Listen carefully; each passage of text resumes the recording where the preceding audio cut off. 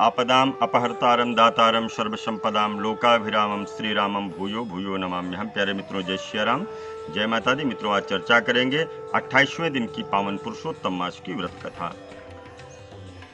जो बंदर था उसको सुंदर शरीर प्राप्त हुआ, अप्सराएं आईं और वो विमान पर बैठा और भगवान के धाम को गया। उस लोभी के ऐसे वचनों को सुनकर के दूत कहने लगे, क्या तुमने भारी कार्य नहीं किया? हे प्रभु, सबसे उत्तम मास कैसे नहीं जाना? यह पुरुषोत्तम मास नाम से विष्णु का प्रिय मास है और महापवित्र है। उसमें तुमने ऐसा तप किया जो देवताओं को भी प्राप्त नहीं हो सकता। हे महाराज, वन में बंदर के देह में तुमने इसका प्रभाव नहीं जाना। अनजाने में मुख के रोग से तुम्हारा निराहार व्रत होता रहा, क्योंकि तुम्हारे मुख में रोग था। तुमने बंदरपन की चंचलता से वृक्ष के फल तोड़े और पृथ्वी पर फेंके। उससे दूसरे मनुष्य तृप्त हुए और अंदर के बड़े भारी दुख से पानी भी नहीं पिया। इसीलिए तुम्हारे अनजाने में बहुत बड़ा तप किया है। फलों के गिरने से परोपकार भी हो गया। इस तीर्थ में 5 दिन गोते भी खाए। इसी से पुरुषोत्तम मास में तुम्हारा स्नान का फल भी तुमको प्राप्त हुआ। इस प्रकार तुम रोगी को अनजाने में तप हो गया, तुम रोगी थे और अनजाने में तुमसे तप हो गया, सो यह सब फल सफल हो गया। श्री नारायण कहते हैं, इस प्रकार कहे हुए अपने भाग्य को सुनकर के वह गोलोक को जाकर के प्राप्त हो गया। श्री नारायण बोले, इस आश्चर्य को देख करके सब देवता चकित हो गए और अपने पुरुषोत्तम की बड़ाई करते हुए वह सब अपने अपने स्थान को चले गए। नारद जी कहने लगे, हे तपोधन, आपने दिन के प्रथम भाग का कृत्य कहा, पिछले भाग का कृत्य कहा। पिछले भाग का कृत्य कैसे करना चाहिए, कृपा करके यह भी कहिए।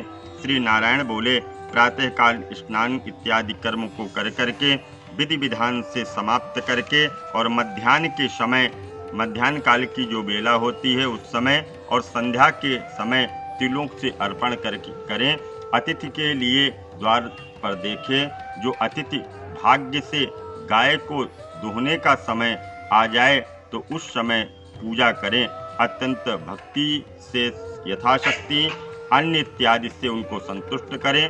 भगवान यम कहते हैं कि फिर पूर्व की तरफ मुंह करके मौन हो करके शुद्ध सुंदर पात्र में अन्न की सराहना करता हुआ भोजन करे। पहले स्वाहा के अंत में ओंकार का उच्चारण करे।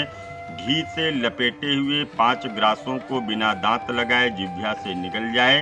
फिर मन लगा करके पहले मीठा भोजन खाए।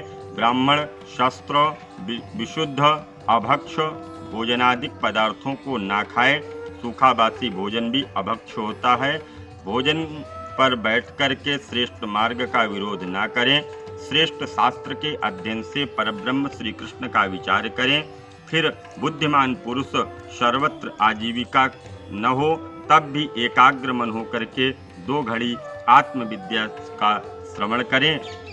फिर यथेष्ट अपना काम धंधा करें और संपूर्ण सिद्धियों को देने वाले भगवान श्री कृष्ण का मन में ध्यान करें। सूर्य के अस्त होने पर तीर्थ अथवा घर पर जाकर के पैर धो करके सायंकाल की संध्या करें।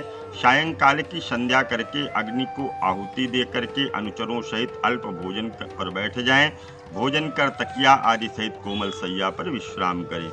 स्त्री गृहस्थी पुरुष सदैव भली प्रकार से गृहस्थ के कर्मों को करें। हिंसा नहीं करनी चाहिए, सत्य बोलना चाहिए, सब प्राणियों की रक्षा और दया करना चाहिए। यह सब गृहस्थियों के लिए धर्म कहे गए हैं। प्यारे मित्रों, आगे की कथा कल के पावन प्रसंग में श्रवण करेंगे। तब तक के लिए दीजिए इजाजत। जय माता दी।